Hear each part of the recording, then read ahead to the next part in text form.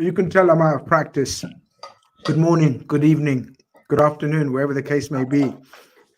I'm still trying to swallow the chips that I've just told Cav I'm eating because I'm so out of routine. When there's no football, we're all out of routine, right? When there's no Liverpool, when there's no Jurgen Klopp, our whole footballing life seems upside down. And I'm pretty much like that. People, you're very welcome. Thank you very much for joining us. REDFELLAS, Sunday night. The season may be done. Well, it's not officially done because the Champions League final is still to go. But, the Premier League's done. We know who's coming up. We know who's gone down. And we know who our new manager is. And I thought we get the lads together and help him slot in to his new role. Absolutely don't pardon the pun. Absolutely don't pardon me. And I thought we'll have a show today. We'll have a chat today because Arnie Slot will want a briefing of how the season went. What were the aspirations? What was the mood? What went wrong? What went right? And just give an appraisal, a basic appraisal of his squad. And I really, really scoured the web to find the best possible people to discuss that with. Hunter, Edwards. Who's that new guy? There's so many new guys. Who's? Spearman. We had so many people to call upon and get their insight on the players, but all pale into insignificance when the REDFELLAS are on your screen, guys. What an amazing panel. Conroy, Cav, Evan, we are here. People, along with all of you guys, smash up that like button nice and early. Pep quotes on Slot, says David Smith. We'll go through that as well. Why not on playback? Ikimi says, swap it around a little bit. Swap it around. Relax. You're here. Thank God no Ellen Road away next season. We've got quite a decent record there, man. And Adam says, big up this panel. Smash those likes, people. Conroy, how you feeling, man? No Liverpool, no Premier League. You been all right? Everything good? Yeah, good, thanks, mate. At least there's the Euros to look forward to as well, because when it's that odd year, when that there's not a Euros, a Copa America, a World Cup, it just kind of peters out, and then the summer of just transfer speculation with zero important matches. Well, maybe you could say important, but zero fully competitive matches. So thankfully the Euros is coming, something to look forward to. Scotland obviously favourites to win that tournament, so just park that for the moment. But yeah, it's been all right, Grizz. I actually watched the playoff final today, and I have to say I was actually quite impressed by Southampton, because I think if you'd watched Leeds in the semi-final, I think everyone thought they were going to smash Southampton, but fair play to Russell Martin and his team. Good performance today. And you know what? Been all right. Had a busy week last week. So when you said this show on Sunday, I was looking forward to it, because I feel like this is when it can get quite interesting, because I myself have made a few claims the last couple of weeks about who should keep, who should sell. And to be honest, mate, I've been flip-flopping more than anyone else, because just about an hour before this show, I was thinking I had an opinion on something, and I'm looking at what I've said, and then I'm just like, I think I disagree with that now. So if I'm like that at this moment, I feel like we could all be the same. I think it's going to be a few interesting conversations, but I'm looking forward to it, and I'm looking forward to chatting with you guys about that. Before we get into it, another interesting conversation someone's trying to start, like so badly, he's put it 3 times. Grizz, you are 50 plus and you do YouTube videos with 90 minutes who are half your age, and they don't even like you, and they don't invite you to anything social. You were begging Harry for an invitation to his barbecue. Fucking hell, mate. Fucking hell. So it's a bit early in the stream for that, don't you think?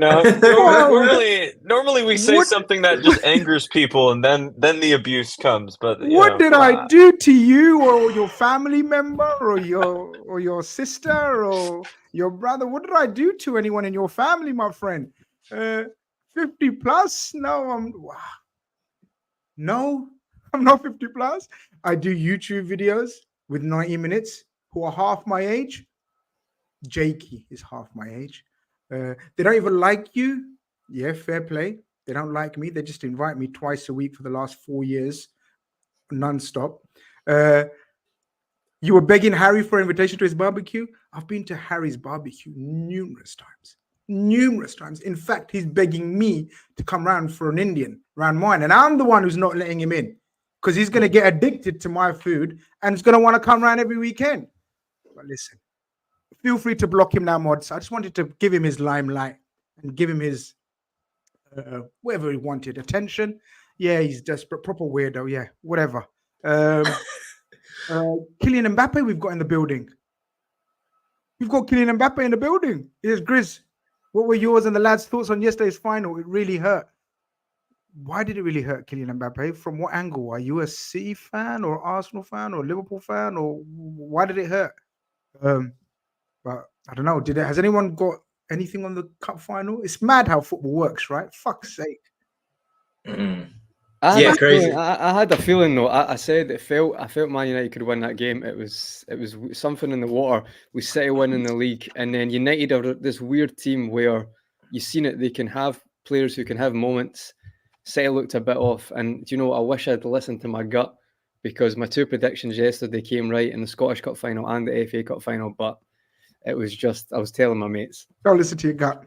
Asim, big up Asim from Born and Ready says that's my burner, Grizz. Yeah, if that's your mate, you would have known. Actually, it could be because you're the only one who knows my age, my relate. So it could be your burner. I'm gonna have to do some research into that.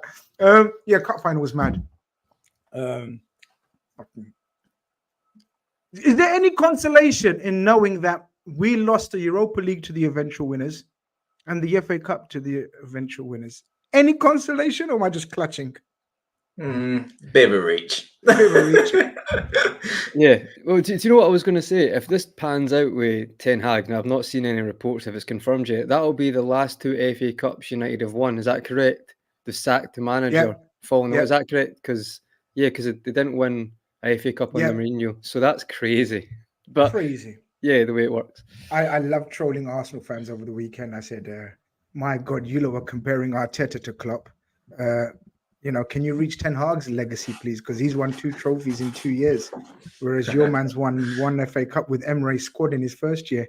But it is what it is. A lot got triggered. A lot got angry. Just take it in your stride. None as angry as AM though. Bloody hell. None of them gave me abuse like that. You know what I mean? He was waiting as well. Like it was so early in the stream, and there was he used all the maximum. Characters workout on it as well. Put it in 4 times to make sure you see it. No offense to you, Grizz, but I mean, you must be doing not an offense. You must be doing something right to get somebody somewhere on a Sunday night sat there waiting by the keyboard for you to come on stream to put something like that. I mean, just unleash on me and hurl his, all his frustrations and his, But hopefully he feels better now. Hope he feels he's better had his now. release, Exactly. Ev, how you coping without football? Much needed release. Can't wait to get going again. Where are you at right now? Obviously, very, very, very early stages. Yeah, I haven't caught the transfer bug yet. That's usually step 1 in getting yourself amped up for the next season. And I mean, we're still in May, and like you said, domestic finals are still wrapping up. European finals are just now wrapping up. I'm enjoying my time away from football. I've had nothing but distractions since the final whistle blew on game week 38. So I've been looking anywhere and everywhere except football. But I think it will only take one transfer rumor, one juicy Liverpool story to break in the next week or 2 for me to get absolutely, completely roped back in. Engrossed back in. Yeah. So here I am pretending to be all zen and unbothered, and I know that all of that is very, very temporary. Of course it is. Just some breaking news. Someone sending me. Liverpool plan to vote against the removal of VAR. Conroy, this is for you. Liverpool plan to vote against the removal of VAR in the Premier League AGM in June. Yeah. Well, I think most teams will vote against the scrap VAR, especially the big 6 teams, to be honest. But yeah, I can't see. I just feel like you see another week in the playoff final with the player going around the keeper, and the keeper clearly touches it, but it gives a penalty. For moments like that, I feel like they'll look to improve it, and we'll talk about that later in certain types of way they can use the protocol. But I'd be very, very shocked if the majority of teams. I think it's got to be 14 to get rid of it. No, there's no way it's getting removed. Can't see that happening now. Of course not. Of course not. Guys, I want to have a quick, each one of yours opinions on the season, and then we'll get into sort of what we think of the squad and the state of the squad, and we'll give the appraisal for Mr. Slot and his coaches, incoming coaches, to what we think our expert opinion on what he should do with the squad. Cav, season's finished, highs and lows, ins and outs. We're in, we're out. We shook it all about for a little while. Where are you at the end of the season? And how did you think the season went overall? Yeah, I'm quite positive actually, and optimistic for the season ahead. I think third place in the league is fair for the sort of performances that we put on and the display throughout the season. The two teams that finish ahead of us were better and more consistent at times.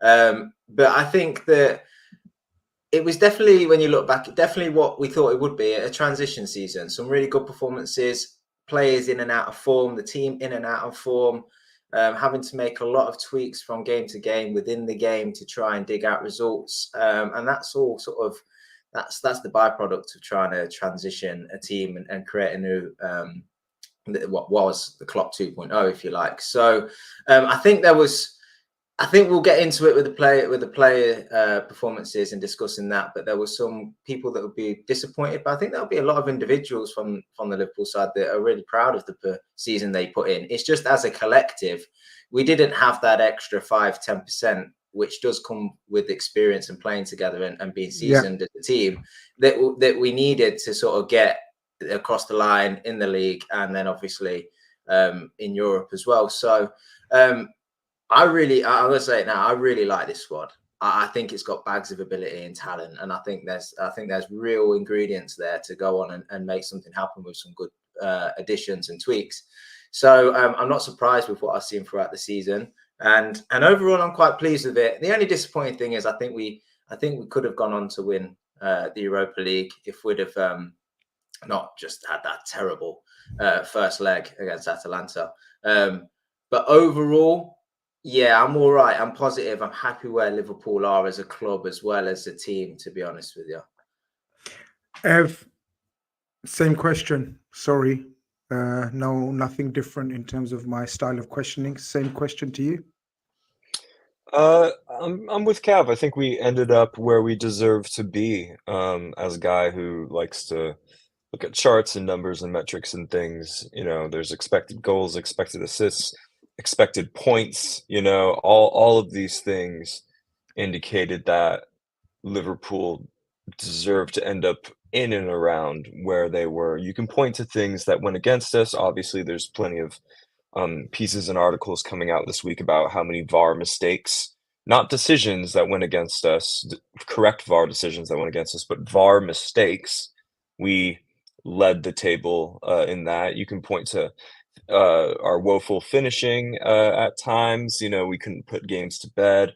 But despite all of these things where you could have, would have, should have finished higher, should have maintained your title charge, macro, big picture, looking at all the numbers, looking at everything, Liverpool are where they deserve to be in the Premier League table. But I'm going to zoom out even further and piggyback off of what Cav said again. I feel very good about where we are as a team. And I feel this way because despite the greatest manager, Liverpool manager of my lifetime, leaving the club, I still feel very, very confident in the structure of the team. You know, Edwards coming back in and this whole raft of former employees coming with him. He's bringing his people. He's setting things up the way he likes it to be set up. You know, you look at other managers who had a Klopp-esque, larger-than-life sort of personality in and around the club, you know, guys like Wenger and Ferguson who were, like Klopp, controlling quite a bit. And then when they left, it was a power vacuum, and it took those teams. Well, United still haven't recovered. Arsenal only in the last 2 or 3 years have started to get back on their feet. It seems that FSG are smart enough to know that cannot happen. There cannot be some power vacuum, Jurgen Klopp, and, you know, everything he is leaves the club. we immediately pivot to a strict system of checks and balances. And so that makes me feel very good about the future with Arne Slot. But season as a whole, it was painful there for a few months as our title charge deteriorated kind of rapidly. But again, can't really complain when you look at the numbers. You know, we are unlucky at times, but boy, did we invite it upon ourselves at times too. So I think where we finished and what we finished with is fair, all things considered.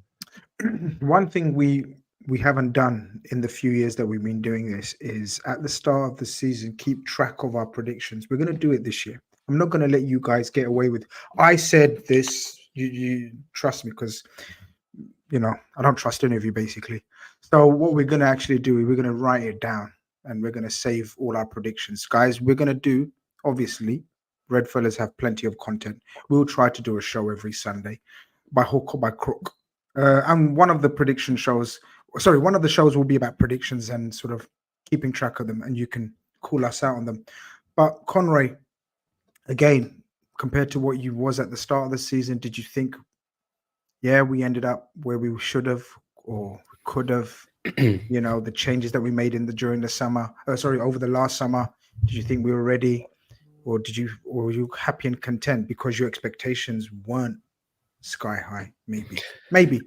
I think the thing is, it's all good to say that's your expectations at the start of the year, but like anything, it's across a season. Expectations change when you put yourself in a platform or opportunity to win trophies, titles. That's just the nature of the beast, to be honest, with the game. It's like, did Leicester expected to win the league, but when they were 10 games away from it, they didn't bottle it when a lot of people thought they did. And I'm not saying that's a direct correlation, but that's what I mean. It can always change. I think at the start of the year, you would have bitten anyone's hand off for a trophy and a top 4 finish. That's exactly what you're looking for, especially from the previous season, with the amount of changes, especially in the middle of the park. So completely on that front, definitely. I think, as Evan said, felt quite similar, especially like when you look at the amount of chances we created as well. It's like there was a lot of opportunities where you could have taken upon yourselves just to deal with that. And I think top of the XG table, that hurts. I think that's a very good comment as well. Looking at it from evaluating each game like we done this season, it wasn't necessarily a surprise that we didn't win the league. I think it's maybe the way it petered out, which was more of a surprise. You can't, I know it's such a cliche, and I get bored of football cliches as well, but it is so true. You can't keep winning games like that. We've seen it before, Brendan Rodgers' year, other teams. You just can't keep conceding and winning games like that, because eventually when you go to the well, you'll not be able to pull it off. And that's what happened. And I think when that stopped happening, it felt like the team also lost belief. And then before you know it, it's away. And when you're against a juggernaut like Man City in that last 10 games as well, you just know, like we said it, Grizz, I've seen conversations on other channels with you, and you're like, listen, this is not going to matter. They're going to win the league. You're hoping for a miracle here if you think Man City is going to drop points in those last 10 games, because when they put their foot down, they just don't stop. And with that being said, I felt like the team just lost a little bit of belief. But when you look at it from the other side, a new manager coming in this squad with the experience they've got, a lot of managers would relish that as well. And like we said last week, with Jurgen Klopp at his kind of farewell, trying to encourage that relationship before he comes in with Arne Slot, I think that's a big positive, because I don't know many managers that would kind of lay the red carpet out for the oncoming manager. So I think that's a very, very big positive as well. We're in the relegation zone, Samba says, for the first 50 minutes of games this season. Wow. I didn't know that. That's crazy. You just can't. It's not sustainable. I've got to ask the question that some asked during the season, or when things started going shitwards. You know what I mean? When things started going shit. And obviously, hindsight and after the Lord Mayor's show and everything, and very quickly, guys, do you think the Klopp announcement had a positive or a negative impact, or the season would have played out as it was? Like, did it have any effect, basically, Cav? Do you think? I think it would have an effect, because just look at the send-off and look at the tears in the players' eyes. Look at how much the man meant to the players. It would have been, in some respect, in some way, it may be in their psyche or their subconscious, affected them. Now, I think at the start it spurred them on a little bit. And then I think once we sort of the performances dropped off a little bit and we were unable to dig ourselves out in these games, and it looked like the league was just getting away from us. It looked like we lacked belief, as Conroy said, in ourselves. And I can't think how Klopp leaving would have been a benefit to that factor. You know, it's a little bit of a snowball effect. If we were at the top of the league and winning games and playing well, I think Klopp leaving would have really spurred us on and been a really good little extra push. But actually, because we fell away a little bit, I just think that it probably did add a little bit of extra pressure onto the players. But I think the way that the announcement was made was done in the right way. I think he approached the right people at the right times, be it the club, the players, the fans, through the media and stuff. And then yeah, I just think that I think if he'd have said nothing, I still think we would have finished third. It is a simpler way of putting it. That's a simpler way of putting it. Yeah, I think it may have affected players in some respect, but not big enough of an impact for us to use it as an excuse to say why we didn't win the league or anything else. Have any effect? Positive or negative? Or no, I'm not gonna sit here and tell you it's gonna create some like 9-point swing. Had we waited to announce or whatever. If anything, I think positive, because gives players a little bit of extra belief, extra whatever. But when I look at our issues, why we didn't just win enough games of football, it wasn't because we were crumbling under pressure. You look at the systematic issues, conceding first. That was last season's issue as well. You know what I mean? And, Klopp's announcement isn't related to that, you know what I mean? So, yeah, I don't see it, I think we were punished for not addressing certain positions in the transfer market last summer, albeit to our credit, we tried to break our transfer record, which just didn't happen in the end. But yeah, I'm not going to sit here and say that, we had some huge PR disaster that derailed our season. No, there's just no evidence for that. I think you're actively looking to be upset if you're spouting that theory, because there's just no evidence for it, and you're just gonna get yourself wound up. So I'm gonna get straight into the squad. We call it the big review. We've done 23 minutes of the big review. Now we're into the who stays, who goes part of the title of the show. And I've got the squad up here, guys, that I prepared earlier for you guys. Don't ever doubt my work rate. Ever doubt my work rate and my technical ability and skills behind the scenes. Because look at that, I've got everything there. And it's fine.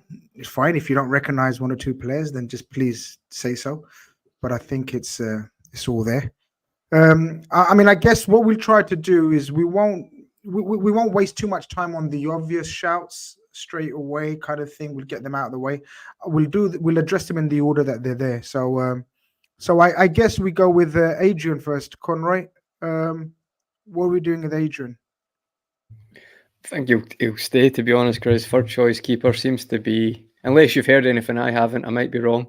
But I feel like, I know we don't like it as fans, but he definitely seems to create a good harmony between the players. Everyone seems to like him.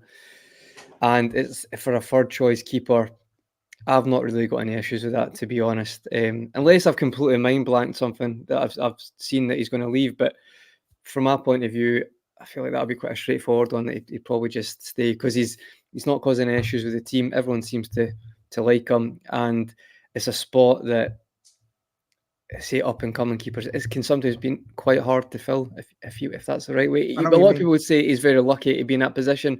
I'm not disputing that, but he's not causing any issues, and he's used sparingly, if at all. So That's my Guys, kind let of us thing know. on it. Let us know in the chat. I want you guys to argue, fight, agree, abuse us like that fella done in the opening. You know, whatever. Well, abuse me. Don't abuse any of my friends here. Abuse 'Cause if I you will. want to. You can AM's abuse just me. logged back in. Yeah. But let us know. Anyone else got any strong opinions? We're not going to waste time too much because we've got so many players to get through. Anyone got any strong opinions? Otherwise, we're just going to keep him, right? Give him time. Let him just Do you carry know, on. my only opinion is he's a third choice keeper. I'd like to see the third choice keeper spot be given to a youngster. And if they're young enough to not be registered, fine. It doesn't matter. But if Adrian ever has to play for us, we're all twitching a little bit, aren't we? We're all a bit worried. And what benefit is that? Do you know? And I hear that he's really positive. He's probably really good for squad harmony. He always seems to be involved in the celebrations, and that's lovely and that's great. But like, if we're always nervous when the guy plays because we don't believe he's good enough, why don't we just move him on and give that spot to a youngster that would probably not play but benefit from traveling with the team home and away and all of that kind of thing, and build the experience for that player in that respect. So I'm not going to argue the case too strongly. I just think we could optimize the position better. That's all. If there's anything that you wanted to say, I just think, and I know you guys know me, I'm anti Adrian for years and years and years, but I agree with Regista, who says third choice keeper. Oh, no. He said is a mascot anyway. Regista says, someone said you need the third keeper to have a bit of experience just in case. Let the second keeper be a young goalkeeper. Yeah. And plus harmony wise and all that. He's probably on about. Go on. Yeah, if he was second choice, I would be saying sell and bring in a different second choice. But he essentially has a ceremonial role in the squad. He can stay. I don't care.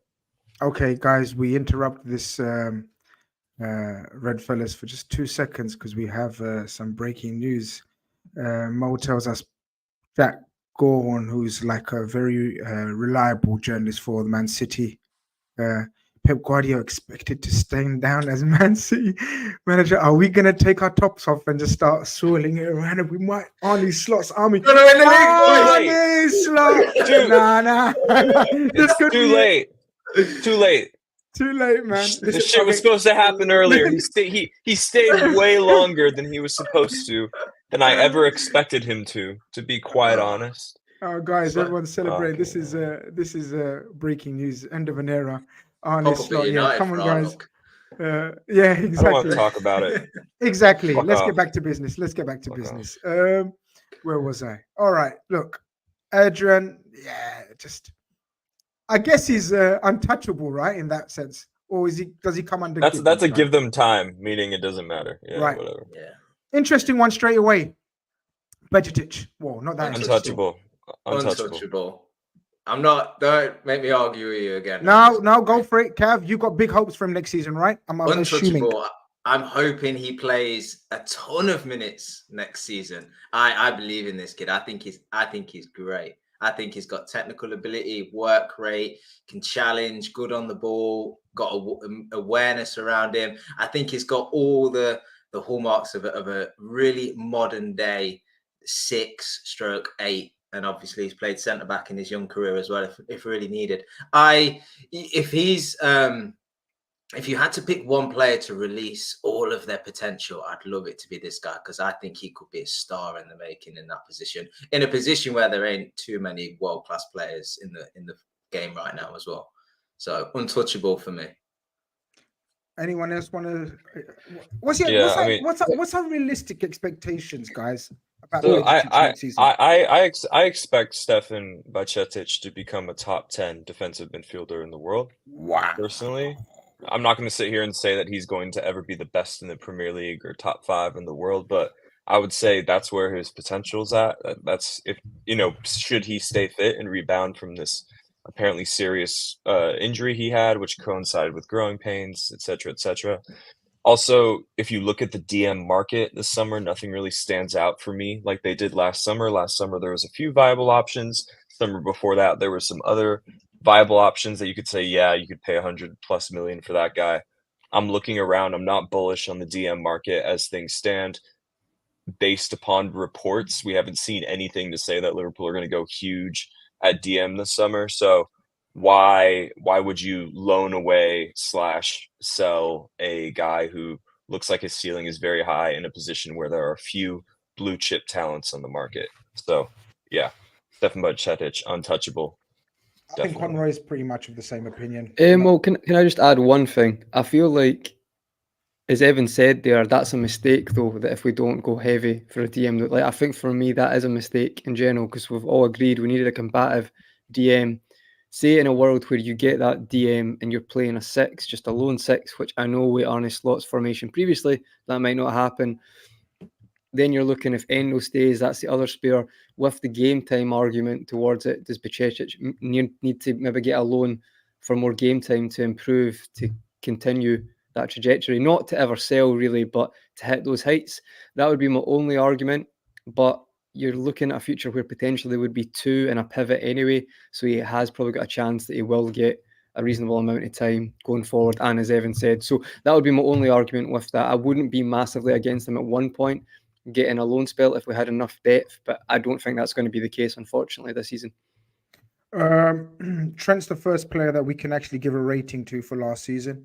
Come back to you, Cav. Give him a rating out of 10. We already know he's untouchable, but let's give Trent a rating out of 10 last season. A bit of a tricky one, right? Guys, 250 of you guys in here, not even 100 likes. I'm embarrassed for you guys more than me. Like, I'm embarrassed for you guys. Let's get to 100 likes now, please. Sorry. Trent, obviously untouchable. I think he had a bit of a much like a lot of our players, in and out of form. Obviously struck with injury throughout Season of two halves well. kind of thing, right? Yeah, which isn't unheard of for Trent actually. But I still think he's had a good season. Obviously, first season as vice captain, had to sort of step up in that role as well. To give him a number, I'd say he probably had 7, 8 out of 10, maybe. I'd go with. Look, we know Trent is just, he's world class at times, unbelievable ability. A lot of the conversation around him is about his position and where his best position is in this side. I suppose we're going to learn, and that could change for next season. But yeah, he's had incredible moments. I think someone put in the chat, he was right. He was playing incredibly until he got injured. You're dead right. Struggled a little bit since coming back, and I think Conor Bradley took a lot of the weight off of him as well until he spent a bit of time out. But overall, trying to remember back the entire season, I think he had a good one, but certainly can continue to make strides forward and sort of take more of that sort of leadership up as well. What was your rating in the end? I'd give him a 7. I'd give him a 7. Anyone want to change that? I'm gonna bump up to 8 just because I would have given him a 9 pre-injury, and I'll give him a 7 post-injury. So I'll meet in the middle at 8. Conroy? Yeah, I just had my ratings earlier. I'd give him a 7.5. I think people really do forget how good he was. One of the players in the league before he got injured. And that wasn't just Liverpool fans' opinion. I think people forget he was outstanding. So with that, with the injury, with maybe being slow to come back, but being rusty, but that's understandable when you've got a passing ability and everything in his game. It's not going to be 100%. So I put it 7.5 right in the middle of Cav and Evan. Yeah, there you go then. If Evan's giving him an 8 and Cav's giving him a 7, 7.5 it is then. Pretty much the chat agrees 7, 7, 8, 8, 7. So yeah, we're not far off there. Next one, quickly, Grizz. Sorry, I know we've got a lot of players to get through. Do you think there's anything in the fact that Real Madrid might be interested, or maybe moving away this summer, or it just feels like obviously a Liverpool lad and he would stay here forever? But is that much true? Do you think? Not looking for any insights here, but just opinion. Look, yeah, it is opinion. Real Madrid, despite being Real Madrid and what comes with the title, are the biggest opportunists ever. So what I mean by that, if they see an opportunity with a player who's got 1 year left on his contract, either they go in and say, hey, Here's £5. You know that meme? You know, the 50p Red Bull. The Red Bull, Yeah, yeah. the Red Bull one, yeah. Either they say that, or they say, hold your horses, hold tight, and we'll come for you for free next season and give you the king's ransom. And they're building a team of Galacticos and young Galacticos. And Trent, we know, comes under the term young Galactico. 25 and a Galactico. So there's always that doubt, fear that Real Madrid come calling. I just think there's unfinished business at Liverpool for Trent. And I think him knowing for sure he's the next Liverpool captain. I think he's going to want to captain Liverpool in the Champions League and the Premier League. And then maybe assess it in a couple of years' time. I think we'll come to the first talking point, guys. Evan, you can take this one. Kevin Kelleher, the first one that we probably could have a little debate about. Well, just you can't put him untouchable because he's earned his right to go be first choice somewhere if he wants to. His ability commands it. But I'm certainly not going to just be like, sell him. If he wants to stay and continue to be our number 2, great. That can only be a great thing for us. So for me, I don't see how we can go anywhere other than give them time. Give him time to maintain his current role, give him time to sort out what he wants to do, give him time for bids to arrive. We do not need to push him out the door or put him in an untouchable category. Can't go anywhere else. If the opportunity arises to make a bit of money, and we know, do you remember last season we were discussing his price, and I can't remember what we agreed on. Again, it's one of those shows that we should have remembered what we agreed to accept. I think we were willing to accept her in the region of about 20 million, if I'm not mistaken. Surely that's a bit higher now, Conroy. Are we looking at around 25 million, maybe, possibly? And we may deal on that if we can bring in another potentially great keeper for around 5 to 10 million, because we've got the best scouting system. Yeah, this is a difficult one. I'd probably say he's about 18 to 20 on transfer market now, but I'd say how is he? I'd say that probably does go up to 25, considering he played a lot of games as well when he stepped in. It's a tricky one though, Grizz. I think Ortega is a very good backup, right? One of the best, and even he had a mistake yesterday which cost City a final. And it's I'm always a little bit apprehensive to find a good number 2 who can step in for the bigger teams, because I feel like it's always a difficult position. I'm not comparing them, but say Raya and Ramsdale, Alisson's on a different level. But ultimately, Ramsdale's probably not even going to stay there because he feels that he's too good to be a number 2. And this is my worry is a bit I feel like you want to try and hold on to him as long as you can. I've heard rumours, though, that he's probably looking for first-team football right now. I feel if he's obviously unhappy, you sell. You don't want an unhappy player. But from a selfish point of view, I feel like the club need to try and hold on as long as they can, because Alisson isn't he doesn't not get injuries. He's had quite a few injuries, so it's going to be expected that will happen in the future. And then there's a lot of pressure on that signing if we do let Kelleher go. The reason why, sorry for interjecting, but the reason why is because of this fella. Leighton asks, how good is Vitislav Jaros? Now, friend of the show, Ben Bosak, if you guys know, has done a brilliant piece on the goalkeeper that we have currently on loan to Sturm Graz. He's just won the league over there in Switzerland. And I think he has the potential to take over Kelleher pretty much for free, guys. No, not pretty much. He's our player. He's our player.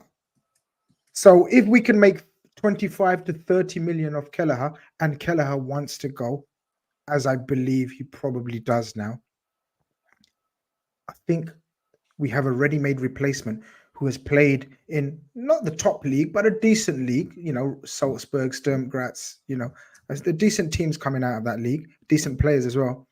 I think we have a ready-made replacement, guys. That's just my thinking. That 30 million, you know how we're going to operate now. We're back to Wheeler Dealer FC. Do you know what I mean? That's the only thing. I don't know what you guys think of that. I think Conroy touched upon it. Alisson gets injured, and so it's really important for us to have a good number 2. And like Kelleher, probably takes him a couple of games to sort of really find his feet and his confidence and stuff. But when he's played for 5-6 games, he's been really good. And I think up until Alisson returned, Kelleher was putting in some really good performances. And I actually think part of the reason why we didn't go on to sort of win the league and stuff is that when our big players came back, we put them back in too early when we seemingly were in a good bit of form, and Kelleher was playing his part. I think it's really I think when you've got a keeper that's comfortable with the ball at his feet like he has as well, I think that's a really good asset to have as a keeper in today's game. So for me personally, being a selfish Liverpool fan, I'd just like to keep him and keep him happy. You know, play him in the cups as we have been, and just have that strong number 2, knowing that he will play 10 games in the season at least because of Alisson's injuries. Okay. I'm overruled. That puts him under untouchable. Give them time.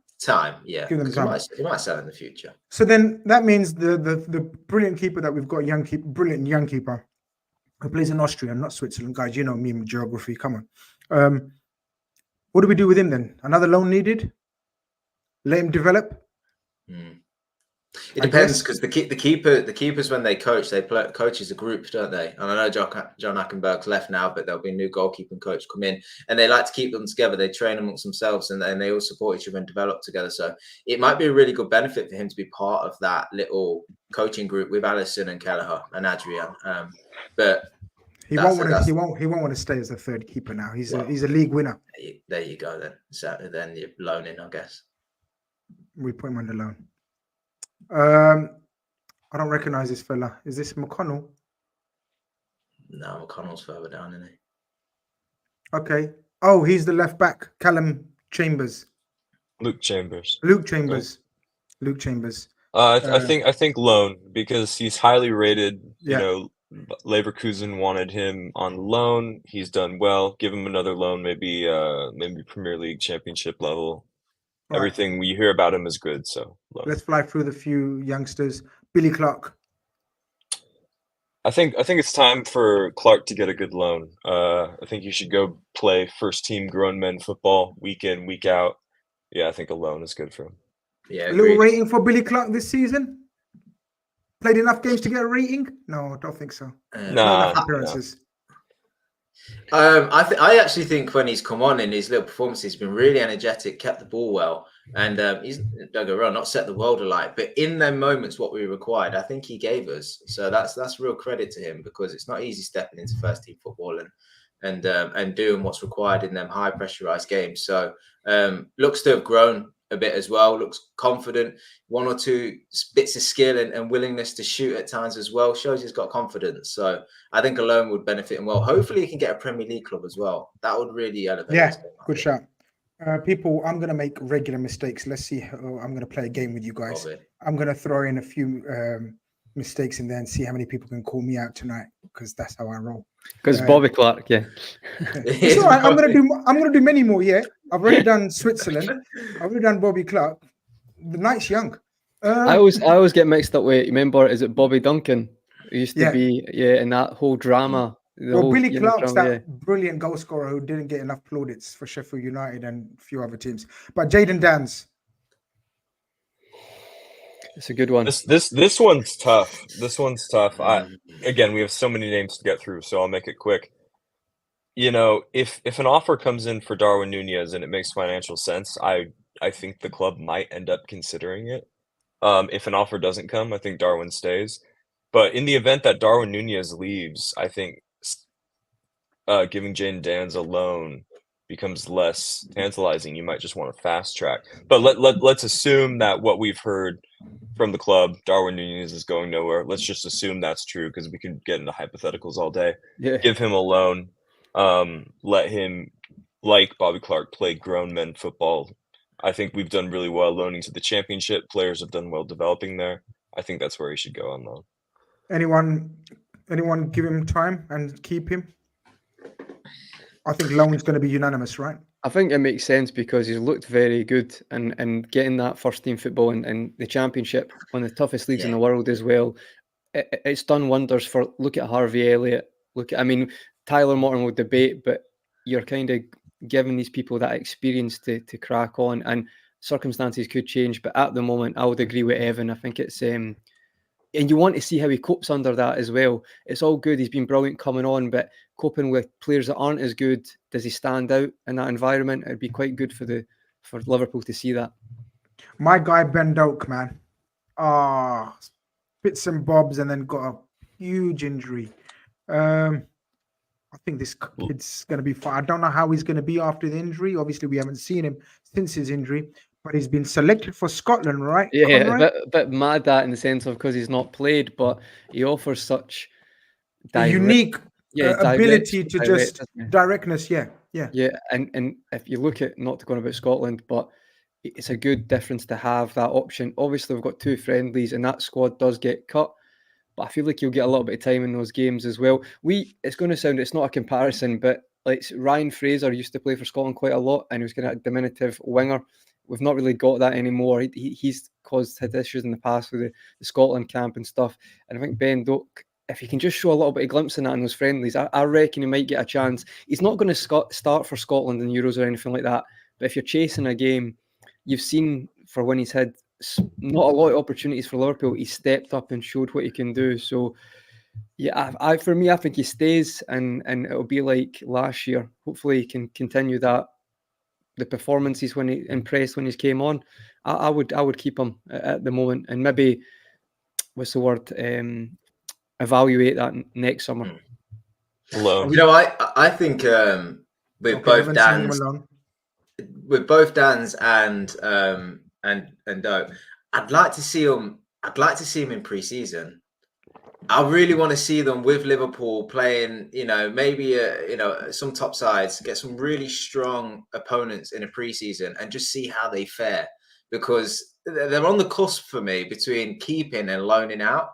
And I just want to see if they sort of make that little performance to tip them towards staying. Otherwise, I'd say at this moment in time, they probably both benefit from a loan. The only thing with Doak is, the only thing with Doak is, it depends what we do in that right wing position, because he is different to the guy that's likely to play most of the time there next season. And before his injury, you remember Salah actually was being brought off for Doak, which he weren't too pleased about. First game of the season, I think, Chelsea, Doak comes on, doesn't he?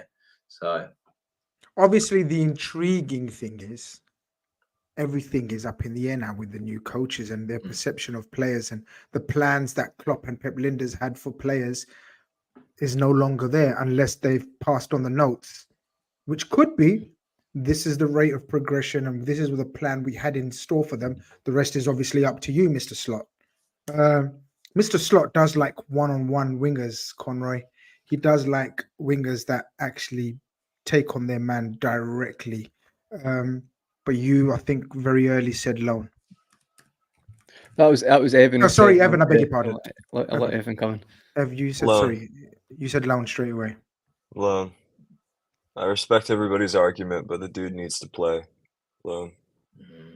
The only thing I'd add to that is I think we're getting mixed up in the sense of he always has to come back from injury and be the same, but Doak was already rated highly in the summer because he got picked in the Champions League squad, I'm sure. So it's Europa League squad, and it's like I feel like we're kind of blending him in with the other youth academy products where he's been more purchased as like a Harvey Elliott signing. But then again, to back up Evan's point, what do we do with Elliott? We put him on loan to Blackburn. So it could go either way. Anyone change your mind, or are you keeping? Conroy, are you keeping or giving him time or loan? I'll go for give time, just because how impressive he's been to across football when he was at Celtic to get signed. He just continues to impress. So I feel like he's going to do the same in pre-season. Okay, Cav and Conroy keeping. Evan, do I equalize or do I make a call? Well, I'll tell you what, Chris. As you guys were talking, I was kind of thinking, and actually, he's very, very skillful, dribbles, runs at people, very direct. But actually, when he come into them early games before he got his injury, not particularly effective, and he needs to polish his game. Obviously, he's still a youngster, and I just wonder is he going to play? He'll play in the cups, but in the Premier League and in the Champions League next season, how effective is he going to be? You know, the end product's not quite there. So I actually think he is still too raw, and I know I'm going to change. I'm going to go to loaning him out. I think he'll. You've caused an absolute headache for me because I was going to keep him. Nice 2-2. We got a lot of names to get through. We can't be deliberating too much on Benny. I think we should be. The only reason I like to loan him is because Salah is so one-dimensional now that I want an option on that right wing that is different. But I'm clutching if I think it's this youngster. I think we should be going out and signing someone, to be honest. So, all right, you've won. Yeah. Fabio Carvalho, guys. Conray, start off with you. What are we doing with Carvalho? Thought about this one earlier, actually. You can maybe argue with the 4-2-3-1, he gets more of an opportunity under Arne Slot. He was at Hull, done pretty decent, didn't he? I think it might be time to... 9 goals, 2 assists. Yeah. 23 starts, 35 appearances. 9 goals, 2 assists, 23 starts. But then is it time to strike while the iron's hot and just sell him at a good price? I would probably go towards that. I just don't think... I actually like him as a player, but I just don't think it will work out at Liverpool. It might be wrong with this manager. He might get opportunity, but I feel like you talk about Edwards, you talk about the way we're going to be business to create funds where we need to, or to kind of get a profit margin. I feel like that could... What was the price again? It went to... Is this the one? 7 million or something, wasn't it? It went to Tribunal. So I feel like they'll make a profit. I could see him getting sold this summer. Evan, Cav? Like Conroy, it would not surprise me whatsoever if he goes on to become a great player elsewhere, but I currently don't see the pathway for him. So in the interest of being fair to him, I think he should move on. Cav?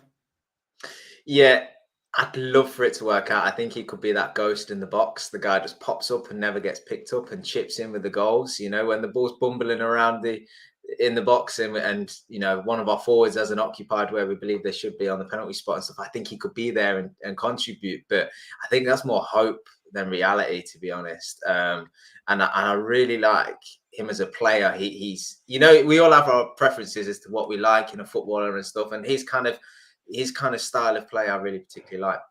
But I think I'm going to come to regret this, but I would sell him. Yeah. Yep. I was a fan of his, but from bits and bobs I've heard, I'm selling him. Even though he would have had a fresh start because Klopp didn't like him. And Pep didn't like him. But still sold. Got his name. Cade Gordon. Cade Gordon. I'm gonna loan Cade Gordon.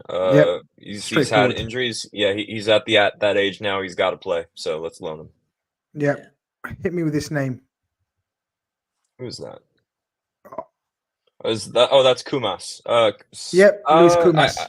I'm gonna loan as well. A lot of youngsters. Not the same tier of talent as Dan's. So yeah, I think we gotta loan him. Yeah, I'd agree. Yeah. I think we have our first sale. Unanimous. Yes. Yeah. Yes? Yeah. Yes. Yeah. Simikas, how much are we looking? 10 to 15? I would take what we paid for him. So there you go. Yeah, I think he could probably get a Premier League move, and maybe we use him as part of an agreement to buy somebody else. Throw him in as part of a deal if possible. Mm-hmm. What, Crystal Palace. You see, they've got Tyreek Mitchell, haven't they? I think, Chris, can I just make this point about Tsimikas? This season was probably a big moment in his career. Robertson gets injured in Scotland international duty, the shoulder out for 2 months. Joe Gomez, we're going to speak about a pretty good season. And it just shows that when Robertson's out, Tsimikas, that is his opportunity. He's had flashes in the past to take it. And we used Joe Gomez playing, right-footed Joe Gomez playing on that position. Done exceptionally well, but that was his moment. And I feel like he's just not taking his opportunity. And that was the moment for him if he wanted to crack on to be depended going forward as a future left-back starting. So I feel like that was the sliding doors moment, if you will, where club looked at like, do you know what? Don't get me wrong, corner-wise, he's right up there for having good corners and big moments and set pieces. We won't take that away from him, but I just feel like he didn't take that opportunity, and it'd be best. I reckon, as Cav said, you would get a Premier League move because I feel like there's a few teams, especially even lower table, who would take a chance on him. And he's one of those players who might actually do pretty well because you've seen he's got the talent. It's just the inconsistency, unfortunately. Yeah. I mean, he had a wonderful moment, scoring the winning goal, scoring the winning penalty, and scoring the set piece to lead with the set piece that Virgil van Dijk scored from. Virgil van Dijk rating Cav for the season. 8. I think he's been really good. And I know we've conceded more than we would like, and I know we've conceded first more than we would like, but I think that's a team thing. I think that's a collective thing. I think as an individual performance, Virgil's been really good this season. And he won as a cup almost single-handedly. Anyone got a higher, lower? 8? We're good with 8. Yeah, cool. Ali, rating? 9. I think he's the best goalkeeper in the world by some distance. Probably would have conceded a whole lot more without him. Probably would have got keeper of the year as well, or been up there if he didn't get injured.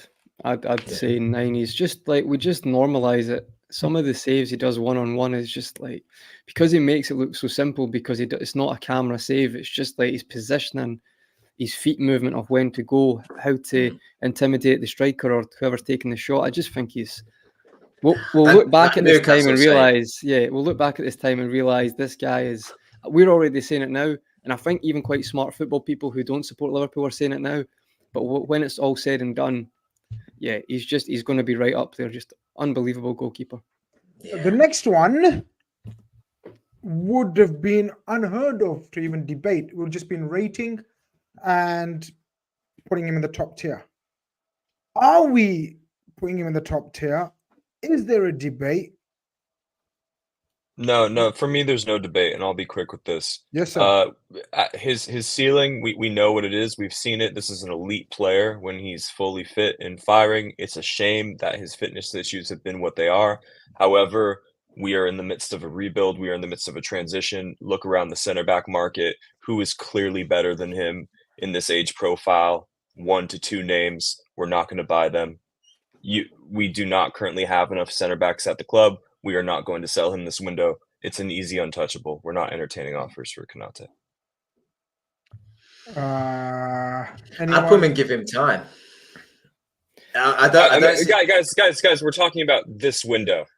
There are. If anyone sends an offer for Konate, it's going to be rejected. He's untouchable this window. I would add to Evan's point as well. If you just came down and said we're scouting for a centre back, the type of attributes you look for is what Konate has, especially in modern football, to have pace, aerial ability, running behind, press high up. I feel like he's just having a bad spell. Because he's not had a consistent bad spell, we're all a bit up in arms. But I feel like as much as Kwanzaa's been brilliant, that ultimately might not continue as well, that he may have a drop-off as well. And I just think, I agree with Evan's point. I think it would be silly to sell him at this moment in time because there's not a lot out there. And I think this is a guy who was man of the match for us in a Champions League final. Just think he's going through a bit of poor form at the moment, which happens to a lot of players. So I would say untouchable for me. But I know Cav was going to come and say give him time, so I'll let Cav continue with that as well. No, I agree with the points. I was just going to go give him time. As largely just because my frustration with him, because you see he's got everything to probably be one of the best centre backs in the world, and then just injured again. I see what you mean, Cav. I see what Cav means. I share everybody's frustration with the. We don't even have to talk about it. We know how frustrating it is, and undoubtedly, if he could be fit more often and more consistently next to Van Dijk, we probably would have performed better as a team. But the point is, we do give him another season. So does that put him under give him more time because he's not untouchable? So, for example, if next season he is untouchable, Grizz. He is untouchable. No, he's untouchable. We're talking about this window, not for the duration of their Liverpool career. For this window, we currently have 2 center backs at the club, not named Virgil van Dijk, and one of them has only had 1 season of senior football. Yeah, right. It's an untouchable. He's not being sold. He's not being touched this window. So. All right, Musalowski, Messi Goodbye. Lowski. Goodbye. Too many chances, loan needed. No, Goodbye. not quite at the heights. Murmuring's, Grizz, you're probably know better than I. His family get quite involved in his sort of development and stuff, and it seems to be a little bit of a disruption in the ranks. I know his dad is a big influence and has often gone in and demanded more playing time and this and that. And it feels like he should just be a youngster who's incredibly talented, head down, hard work, and no questions asked. But it feels like there's a little bit of disruption there. And it's crazy because when we think about the youngsters coming through, quite often that's been the name, hasn't it? You know, when we get to preseason, we're like, right, we're ready to see this guy, and it's just not there. And there's a reason why. So yeah, without having all the knowledge, I would say he's probably one that will get moved on. I like this kid, McConnell. Yeah. I think he's going to be. I'm going to make the decision on him. I'm going to put him on loan, That's a good. Yep. I'm the same. but I do like him. Joe Gomez, Conroy. Yeah, I think going back to Evan's point about where we kind of are with depth and defence and the good season he had, untouchable might be too strong. I wouldn't say untouchable, but I would also say that if you'd asked me last season, we would probably consider selling him. But at this moment, there's not been any signing in that position, and his versatility. I think we maybe give him time be the best one. We would consider it if it came at one point, but would rather we could keep him at the moment to just cover those spots. What do you think, guys? Yeah, I'm in no rush to push Joe Gomez out the door for all the reasons you said. I love Joe Gomez. He makes me smile. He's been a great servant to the club. But however, I do think his versatility is a bit overstated and highly overrated, to be quite honest. I don't think he's nearly as defensively secure at fullback as we make him out to be. And at when fit and firing at his peak, he's not as good as Ibu Konate at the center back position. So I think give them time is a good place for Gomez. I'm in no rush to see him leave, but he's not in that untouchable tier. Cav's thinking, and now he's going to deliver. I think had Klopp have been staying, I would have sold him because okay, yeah, because I think he's stayed fit this season. I think he's had a good season. He saved our ass a bit, to be honest with you, with all the injuries we had. I think he performed admirably at left back and had some really good performances. But I think we should capitalize on that.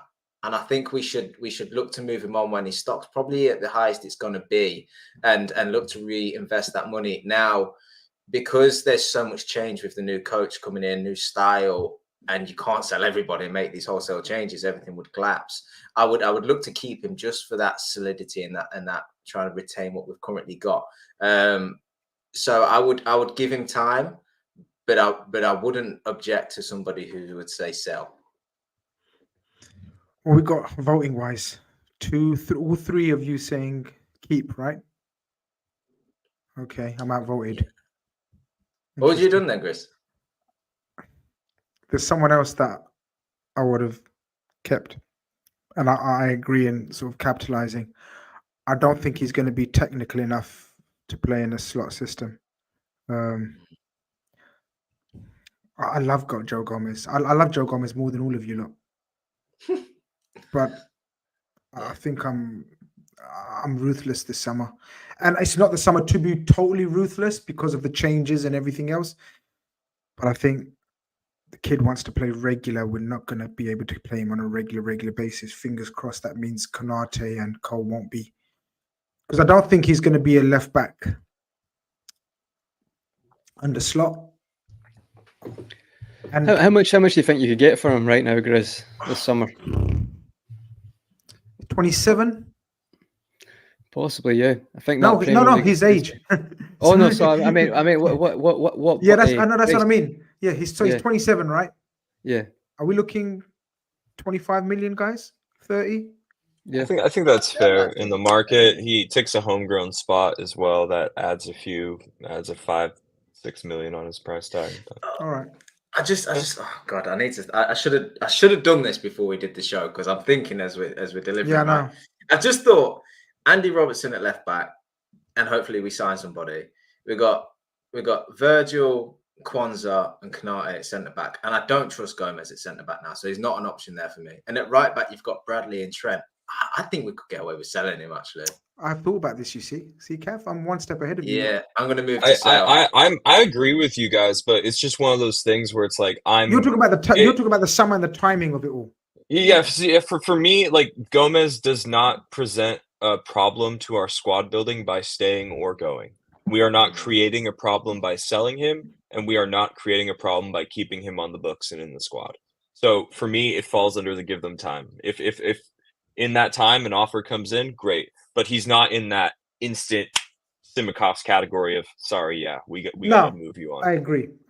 So for because he can go either way, and it's not we don't feel strongly about it going either way. Give them time. Feels like a easy place for Joe. Tyler Morton done a fantastic season at Hull City.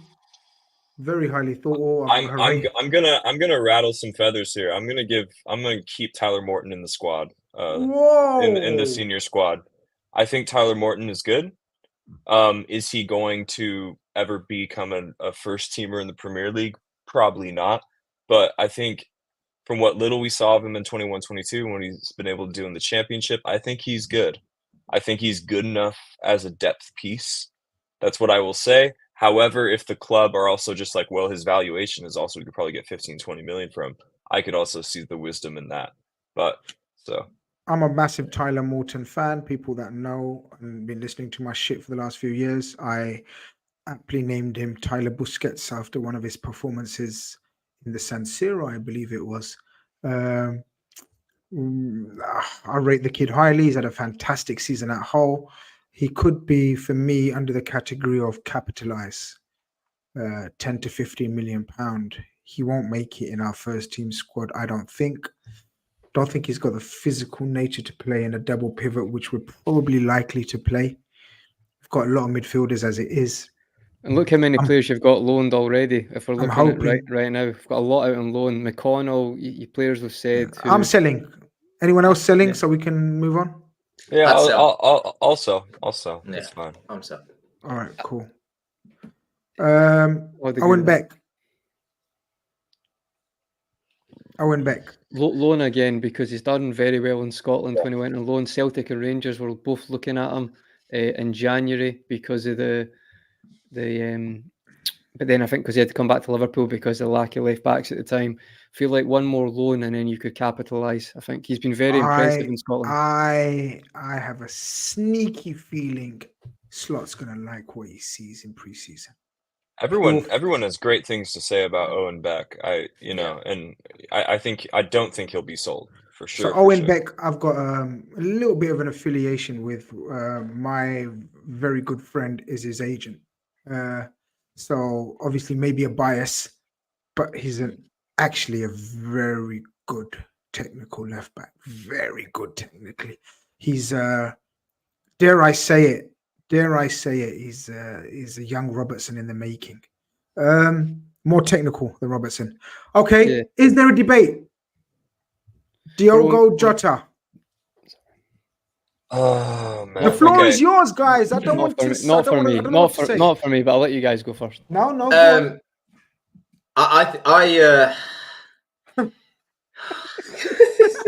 This is hard, Cam's done no research.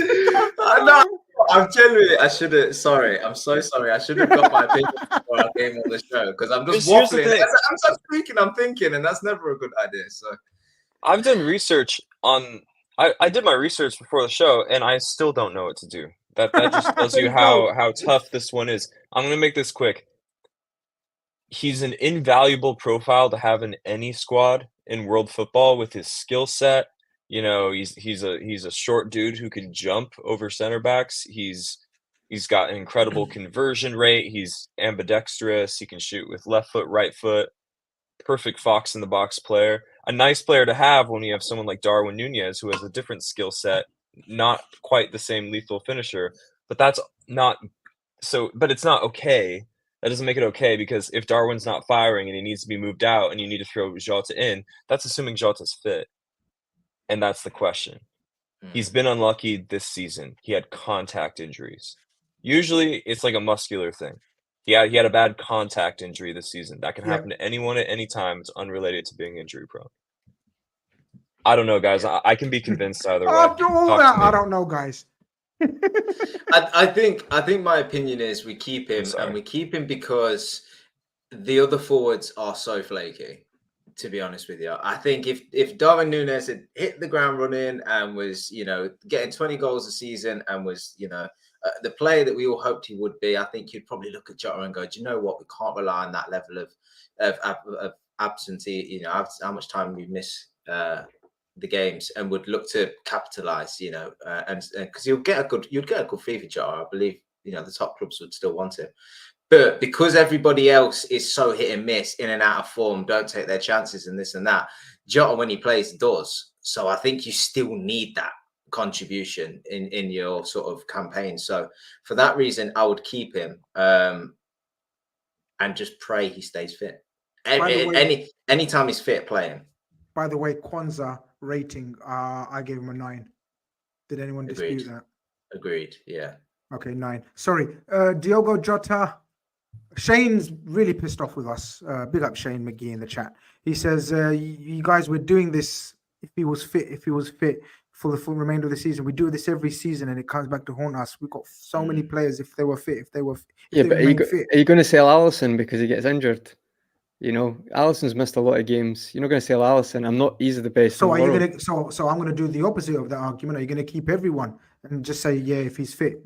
No, but I think I'm gonna look at it on an individual basis and make a decision, which is what we're doing. I don't need to be consistent with my logic. So Diogo Jota is under the. But he's been unlucky this year. He's been unlucky with the injuries as well. And also the thing is with Jota, it's like, say you were to sell him, say his transfer market value is 50 million, but a lot of people are probably going to look at that as well. So you could get a good fee, but I just feel like it's been an unlucky season. I feel like if it was a consistent problem with the same injury, I absolutely hear where you're coming from. But he just looks so, even when he's rusty this season, he's looked more assured than some of our other forwards, as Cav said. So for me, if that's my feeling on it, maybe it's more emotional, but I just feel like not every signing you get, as Evan said, or even the height of Jota, to which strengths he has for being a player like that, it's just outstanding. So for me, it's untouchable. You can maybe argue to give him time that if this keeps happening and maybe next season he's only played a handful of games, it's something we need to look at. Same scenario as Konate, basically. Yeah, I would say so. I've given Nat Phillips sell, lovely cult hero for that season alone. Goodbye.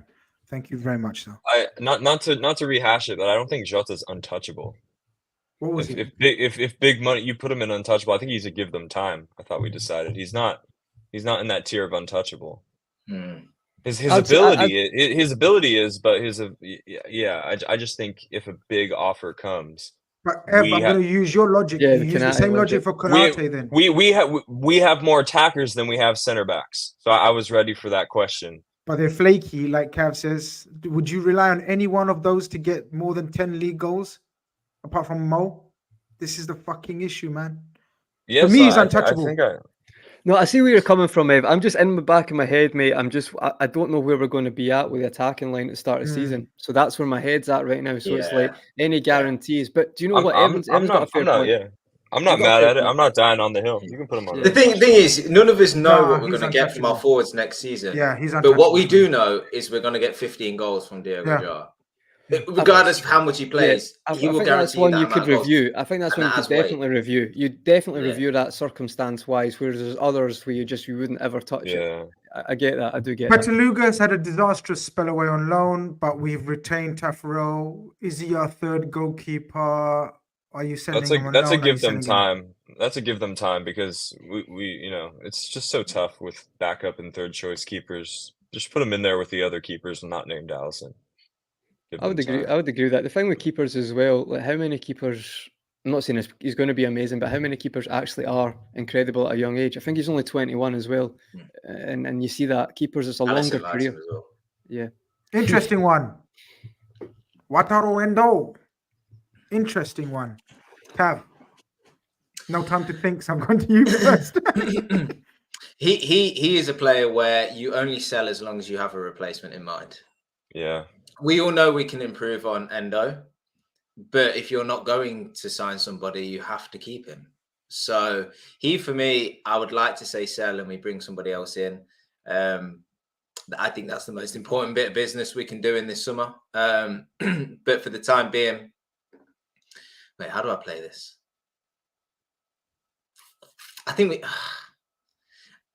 we have to keep unless we get somebody else, because without him, we really would be. Yeah, but be ruthless then. Then put your foot down and tell Klopp, tell Slot and the new people, because we're the advisors. We can't be undecided, guys. We can't be undecisive. If we are the not decision makers, but they have come to us to make a decision, not decision for them, but have some influence. Okay, fine. If that's how we're playing it, I would sell him. Sell. I would sell him, and I'd make way for a new player, and I'd give Bajcetic more minutes as well. Anyone else not selling him? I would give him time. Yeah, I'm giving him time as well. You know, if we're advising these guys hypothetically. No, I'm selling him. I'm with you, Kev. I'm giving him time. You led me down the road, and then no one. They're done. I don't like the DM market. It's the same thing I said for Bajcetic. Without a clear DM target that we can all sort of unanimously agree on, that is attainable, then why would you sell Endo? I think you're creating a problem there. And I feel like as well, guys, see if you do get someone in, he was £50 million signing, he can be a bench player going forward. There's no problem doing that. It's not as if you've spent 80 million on him. Okay. It's 2-2. Quickly chat. The next three answers I'm going to go by. Endo. The next three I'm going to go by. The next three, guys. Endo. Sell. Keep. More time. Untouchable. Next three answers, guys. Fuck's sake. We need more defensive mentality. Keep. Time. That means keep. That's 2 out of 3. Boom. Yeah. Okay. 3 out of 3. Okay. I'd sell. One of my favorites, man. Just too injured. Just didn't get a chance. Calvin Ramsey. I think I would sell Calvin Ramsey at this point, just because I mean there's 2, potentially 3 right backs ahead of him on the depth chart. It's a shame it didn't work out. We never really got to see him, but yeah. Fucking, he's such a talent, man. Just injuries ruined him. What a talent. Scanlon. Left wing back, stroke, left back, stroke. Young blood. Loan. See what he's made of. Sure. Yeah. Does it not seem a bit crazy that we would give him a chance at a loan and not Ramsey? I hear the injuries, but the talent is clearly there. Does it feel a bit too soon? Hold on. Glimmer of hope. Go on. I'm ready. Anyone else? I'm ready. If you want to loan him and like increase his value, like I'm cool with that. I also think he's talented, but in a perfect world, even if he goes off and develops massively, does that mean he gets anywhere near the first team? Think about who we have there. Well, if Trent decides I think 2 years ago, Connor Bradley's changed it though, isn't it? It's funnily enough, they kind of look similar haircuts and stuff. Connor Bradley we talk about opportunities. He's stamped that opportunity. He has made it his own. He's made a massive impression, and that was initially what the Calvin Ramsey signing was meant to do. So it's like when you've had that, it's like I've changed my mind. No, guys, we can't sell him because he's not worth anything at the moment. You're right. I think we need to loan him and then see if we can bump his value, because I tell you now, he's the closest thing. I'm not going to say it because people are going to take the piss, but just keep an eye on Calvin Ramsey. Hopefully, just remember Calvin Ramsey. He's so talented. He'll be at Hull in a couple of years because that's where we go to the now. We have maximum 7 minutes to spend on, because I know might go overtime on this guy. Darwin Nunez. I'm not going to go more than 6-7 minutes on him. The floor is yours. Whoever wants to take it. Whatever. Okay. There you go. No one wants to speak. No one, because whatever you say can be agreed. It can be agreed with, and it can be argued against. I'll go first then. I'm going to contradict myself here. Okay. I've been thinking about this one, and I keep changing my mind on it. But I know this is not logic in the sense of like. Watch the chat. Be confused as fuck. Watch the chat. No Yeah. one's going to be consistent. Yeah. It's going to be 50-50. Just to confirm, by the way, this is not on, the club has said we're keeping whatever. This is just on your own type of rationale for what you see going forward, okay? So with that in mind, someone said something the other day and it really stuck with me because I was saying give him another year and I'm still probably more in that field, but someone said something, we'll see right now, you probably can get your money back from him but say if he has 2 seasons like that, are you going to lose some money then? And I'm stuck between that and can he explode with us? And I'm kind of verging on sell now, to be honest. I am, because I've looked at the conversion rate and I know everyone misses. I'm not saying that, but I just feel like you mentioned other players out there, maybe not the same attributes, but I feel like we could find a replacement out there. And I've kind of changed my tune slightly, not massively. I'm not going to let it be like absolutely devastated, but I'm maybe more in the sell camp than the keep camp than what I initially was a couple of weeks ago. So that's my contradiction. Has anyone got him in the untouchable camp? Shall we rule that one out? Okay. So now it's out of give them time or sell. So for me, I agree with a lot of what Conroy said. I disagree on the money thing. I don't think you're going to get what you paid for Darwin Nunez. I think no matter how deeply you want to read into his final day things and his body language and his Instagram stuff, no matter how you want to frame that or delve into it, I think it's clear that he's not 100% settled at Liverpool, both as a footballer and as a personality. I've thoroughly enjoyed backing him and rooting for him, and I love how the cop got behind him and continues to. And I'm not mad at Darwin Nunez. I'm not upset with Darwin Nunez. I do not regret Darwin Nunez, but I'm going to put him in give him time category, because if I'm going to sit and I'm going to wait for an offer, I'm not going to put him in sell, because that's like the chopping block. That means like sell for anything. We have invested too much money to put him in the instant sell category. We put him in the give him time category. If we can get 75 to 80% of what we paid for him in and around there, I think the club would have an internal conversation about it, despite what their public stance is as of 2 weeks ago, whenever that report came out. But yeah, you put him in the give him time category, and I mean that specifically. Give him time in the next months of the window. Not give him another 3 years, not give him another 2 years, but give him 3 months. So give the market 3 months to decide what happens to Darwin Nunez.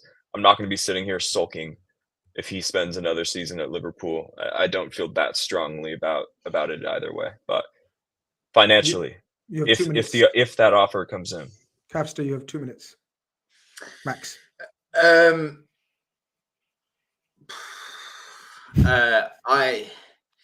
The reason isn't it infuriating that we've got so many situations? Do you know what? Let me put it this way. The reason for keeping him would be because he's under a new coach, and we don't know how that coach is going to play. And I think this coach, if possible, could give him really simplistic instructions and not over confuse his game and give him too much to do, and just tell him to be on the line of the opposition, try and beat the offside trap, and then just be in the box when the chances get created. But to be honest with you, I think I don't particularly like how much of a distraction he is from Liverpool as a team, as a collective.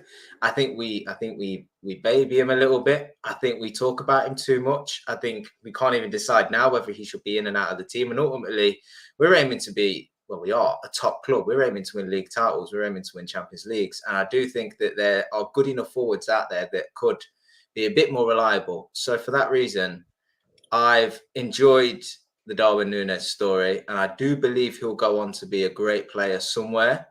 But I'm ready to sort of get off that side mission now and get back to focusing on Liverpool. And I think we need a serious striker, someone who you know what you're getting at least. So I'm in the sell with Darwin Nunez now. Wow. I guess it begs the question: what do you want to sell him for? Like, how much money do you want to recoup? What's an acceptable fee for you? It's not so much the fee, to be honest with you. I just think that if we could let Darwin Nunez go and get somebody, I know he's a bit older now, but like an Ivan Toney, where you know what you're getting, and you can see him slotting into a Liverpool side that creates so many chances and getting goals. You know, I feel like there's forwards out there like that. I'm that just are gonna a bit more say, reliable. and it's not linked or anything, and there's no information or absolutely nothing. But I'm just saying, would you guys swap Ollie Watkins for Darwin Nunez? Quick yes, no. I don't need an explanation. Thanks. No. Conroy, Yeah, Kev, Probably Conroy? no. Probably no. I would. I would. I'm not going to spend too long on Nunez. I've never been a fan Oh, from the start. what about Isaac though? That's the thing. What I'd if do you it got tomorrow. Isaac? Yes. Yeah. I'd do it Yes. tomorrow. In a heartbeat, I'm swapping. Isaac's a Nunez- footballer. I'll say it again and again and again. Nunez is not a good footballer. Nunez is a physical specimen. Fast, powerful, direct. He's not a good footballer. And my preference is good footballers first. I'd sell, but I think I've been overruled. Give them time, right? Well, no, because I was kind of sold, but then to be fair, what Evan said, give him time. I probably agree with Evan. Give him time of like this summer. So Yeah, if- Evan made if it sense. comes, yeah. Ever made sense? That's what I mean, because you can't put him in instant sell, because that means that He's a flog. you're okay with most prices. Yeah. I'm not okay with letting an No, 85 million pound asset walk for 40. No, I think come that's on. fair, Evan. No, I agree with that, Evan. Here's That's a my bit- shout for the night. Can I take this one? Because I've had Mhm. egg on my face about this guy, Sepp Vandenberg. I thought when we signed him, he's one of possibly the worst signings, along with Billy Cometio. I thought, what do we see in this guy? What on earth did our amazing scouting network see? Now we're seeing what we saw. He's been one of the best performing young centre backs in Germany. He's been fantastic under a Dutch coach as well now. The Dutch coach, Arne Slot, will have known about Sepp Vandenberg coming through the ranks in Holland, where he was dubbed the new Stam, and we know how those comparisons work out and whatnot. I'd love to keep Sepp Vandenberg and give him time to be our Matip stroke Joe Gomez and bring in another centre-back, by the way. I'm not saying don't bring in a centre-back. That's why I was ready to sell Joe Gomez and capitalise on the money. Gomez and Matip out, Sepp Vandenberg and a world-class potential young centre-back, or already 25, 24-year-old centre-back coming in, I think would be very, very good to go. But that's just me. Yeah, I've not seen a lot of him. I'm not gonna lie, but with the amount of, if we're saying Simi's going, I had Gomez in there, happy to leave. Nat's going, Matip's leaving. There's clearly space there for a centre back to come in, and if he's done well and had a good season over in the Bundesliga, why not give him a shot? It's not going to cost us any money, is it? So I'm happy to go along with keeping him. Yeah, Definitely not loan. Definitely not loan because, well, actually, it's not definitely not loan. You're right. I mean, there's a release clause of 5 million euros. I'd be astounded if that's true. If it is, I'd be like swearing. I reckon he'll definitely get a chance in pre-season, especially under a Dutch coach. Because it's like one of them. It's like if it's going to work out, it'll be now. Guys, you know? He's turned out to be quick, strong, powerful, everything, man. But okay, what do we do? Okay, Give him time. I'd say give him time. Yep. Where's he gone? Where have I put him? He's there. He's slotted right in. Yep. All right. Mo. Untouchable. I want to get Cal's opinion on this one first. For the context of this upcoming window, untouchable. Not for the next 3-4 years, but for the context of the next 3-4 months, untouchable. Is it? How long's he got left on his deal? 1 year, right? Mm-hmm. I would sell him. We know the reasons why. Yep, I would as well because he's not going to sign a new deal. That's me. That's two sold. I would sell him. Conroy. Oh, I don't know. Do not know. Oh, this is where Evan's points are so valued. It's like, okay, if you sell him, but what you're going to get, it'd have to justify letting him go. You know, if someone offers 80 to 100 million, yeah. But for me, that would be, I'm probably more than the give him time if that's the kind of logic we're going. With Nunez. Yeah, but I would say untouchable because he's not going to sign another contract. If someone just said, "Oh, here's 40 million," well, that's not convincing me. I'd rather just keep him for a season and then let him go for free. So I'm giving him time and use for the benefit of sort of time and for the benefit of the state we're in terms of so much turmoil.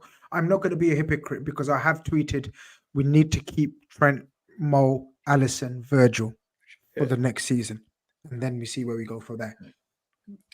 I think just to put my opinion, my opinion very shortly. I think that Salah guarantees you goals and assists. Of course, he does. He's an incredible creative player, and he will be one of the most valuable, important players we're going to have next season. I think for the long term development of Liverpool and life beyond Salah, which is going to come after next summer, I think he hinders that. I don't like the performances. I'm not going to lie. I'm not going to argue with anyone that throws the stats at me because I can't. But I don't like the performances. And I've seen way too many games this season where I'm just like, Salah's absent. He's nowhere. He's not doing anything. And then he'll pop up with a goal or two and we all just go, oh, that's what Salah does, and walk away. But I just think if we're going to get to the levels to try and compete with the Manchester City, we need to get, a team together that's going to play together for a number of years, and where we have, a bit like what Arsenal have done, where they have a bit younger players in there, play together for a number of years, and that's how you're going to be able to create a team that's going to overturn Man City. And he's going to do well next season, then he's going to go. And I just think as long as we can get into the top four without him, I would look to cash in now and start that development of that in that position with somebody else. We have 10 minutes left of the show, so I have, for the sake of time, Connor Bradley, Harvey Elliott, Curtis Jones. I'd give all of them 8 out of 10 overall for the season rating. Anyone higher or lower? I'd give Harvey higher. I'd probably give Jones a little bit lower. Yeah. Okay. Jones pre-injury was probably our best midfielder. Harvey's consistency in his own role probably deserves at least an 8.5, but we're splitting hairs. Connor Bradley changed my life, made me fall in love with the sport again. Yeah, absolutely. Actually, I've changed my mind about Connor Bradley. I'm giving him 9. Yeah, he just changed had my to life as upstage. well. Just had to upstage me there, didn't you? Yep, absolutely. Just a little bit. Yep. Luis Diaz, controversial. Here we go. Oh. Bye. I thought Evan was leaving the stream there. Yeah. Not before okay, so I'll just make it short. Admirable player, not mad if he stays. Do not feel strongly about it, but if an offer came in, I am selling him. Because I think Liverpool need you need someone as an inverted winger. You either need to be a goal assist machine like Mohamed Salah, or you need to be an isolation specialist, and he is neither. So yeah, bad injury history. Lads, 8 minutes left. Diaz, which means 1 minute left on Diaz. For this window, I would keep him. I think yes, he doesn't contribute enough goals or assists, to be honest with you. But I think for the work rate, he can play over on the right as well. I'd keep him for that reason alone. I don't think he hinders your development of the squad, and I think you can move him on the next summer or the summer after and probably get the same fee which you'd get with him now. So for that reason, I'd keep him. I think you agree, Con? Yeah, but there's just a little bit of a toxic trait in me. It's like, just sell him and just go for Eze. Just, and that wouldn't be smart, wouldn't be logical. I get that, but I just heard something the other day and I was like, it's different playing for Liverpool, and the goals and numbers, you need to evaluate all that. So I'd say give him time, but it's when Evan just says that, like, isolation specialist, or like, just being so intelligent, football IQ, or just causing so much problems one-on-one. And you see some of the talent out there, it's very easy to compare and be like, he's not quite hitting that, what he should. And then when you see the finishing as well, it can be a lot to be desired. But at the moment, give him time. I think that's fair enough. However, if an offer comes in the summer that we think is over what we expect, that we might have to be ruthless, as you said, Grizz, with the background staff. That's what they might have to look at now. Quick one for who did we just say? Who did we just speak about? Luis Diaz. Rating. Yes. Season rating. 6. Cap Conroy. 6.5. 6.5. 5. Had his period in the season where we were still trying to fight for the league, and he was the forward that was, coming up trumps. So has to be commended for that. But overall, over the course of the season, for a left winger for a top club, not doing enough. Gravenberch, surely give him time, especially Yeah. under a new coach. Goes Yeah. without saying. Yep. Probably give him a Yeah. 5 or a 6 out of the season. Mhm. New season. Definitely can do more, yeah. But he shows the potential. It's frustrating. I think Gakpo's age profile and versatility and attitude make him untouchable. Personally, I know he hasn't had an untouchable season, but are you really going to let that age profile, that versatility, that level of identification with the new coach walk? No, you're not, especially with how many question marks you have over fitness and everything else in the forward line. So, I mean, we're going to go back to the stream, but we're keeping everyone then. All right, Regista, you're winding me up. Look how many fucking we've sent on loan, and look how many we're selling. And you're fucking telling me we're keeping everyone. And you're making me swear on my own channel. Oh, guys. Fucking hell. Anyway. Why do people do that and say that? Anyway, Robertson, untouchable for me. Yeah, for this window, I agree. Yeah, for this window, yeah.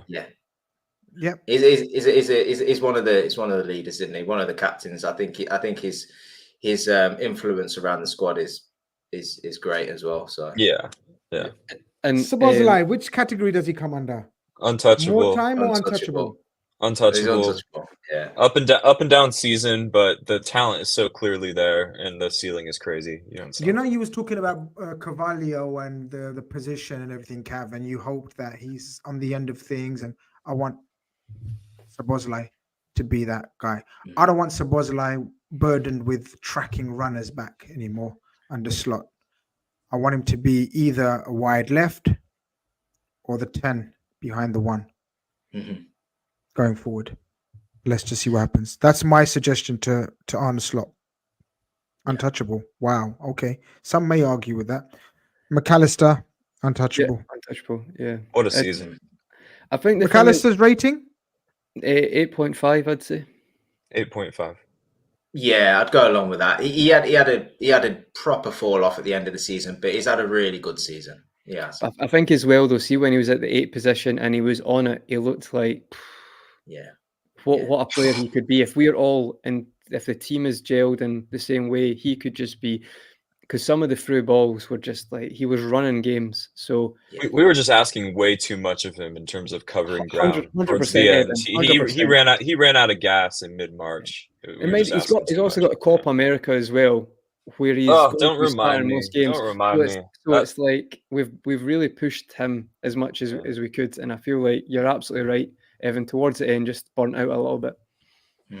Well, there we have it. We have created the untouchables that consist of Bajcetic, Trent, Virgil, Alisson, Konate, Kwanzaa, Jota, Salah, Bradley O'Connor, Connor Bradley even. McAllister, Harvey Elliott, Szoboszlai, Robertson, Gakpo, and Curtis Jones. We're going to give Adrian more time. People watch the show. If you're coming back and you're thinking, what the F were they thinking about Adrian and more time? There's always one slot, though, like that. There's always one. You can never get a tier list perfect. There's always one. No. Queven Kelleher, Joe Gomez, Peteluga, Sepp Vandenberg, Diaz, Endo, Nunez, Gravenberch, all have context under give them time. And then we've seen give them time. Give them time can mean wait a few months for a good offer, by the way, y'all. Of course. Yeah. We have another window in December and we will go again. And we're selling Carvalho, 10 million. Tsimikas, 10 million. Musilowski, 5 million. Nat Phillips, 5 million. Tyler Moulton, 10 million. Is anyone doing the maths? Thiago and Matip obviously on a free. Reece Williams pretty much a free. James Balagizi pretty much a free. How much did we make? 40 million. Yeah, in and around there, I think. Yeah. There you go. We're screwed. That's why we're not in charge. That's why we brought back Edwards. We made 40 million. Basically, guys, we've got to finish third again. And that's about it. But if you look at what we said, with the give them time, if a few offers come in, that could change. I'm going to take a picture of this and I'm going to tweet it and get abuse hurled at all of you lot. There you go. I'm going to tweet this and I'm going to say, this is what the Redfellas decided to do. And I will at all of you lot, have all your ats in there. So they will say, who the fuck did that? Who the fuck did that? I'm opening my DMs so that people Yeah. can yell at me. Opening AM's my going to be right in there.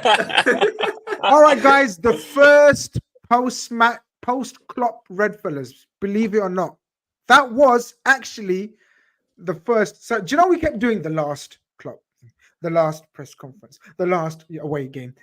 This was the first post-Klopp era Redfellas. Fucking I hope hell. you guys enjoyed it. If you have, show your thanks by hitting the like button. That's all we ask. Subscribe if you haven't. Constantly had over 340 of you guys in here. Some of you are bored now. It's gone down to 315. I think maybe you're pissed off that we're keeping certain players or not getting rid of certain players, but the game's the game. We will have more content coming for you, mainly on Sundays. Of course, Transfer Carnage will be back during the week.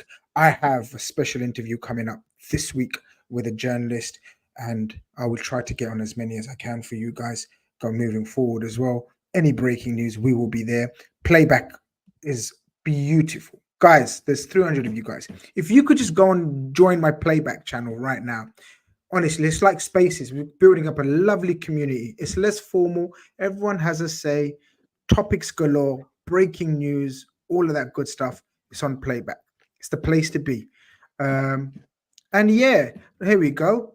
A lovely comment to end with, but I'm not even going to bring it up because it might be offensive to a few people. I'll just block him straight away. We've had lovely comments in the chat. We've had some characters, but overall, we've enjoyed ourselves. Hope you guys have enjoyed yourselves. Redfellas will be back next Sunday. Take care. Peace out.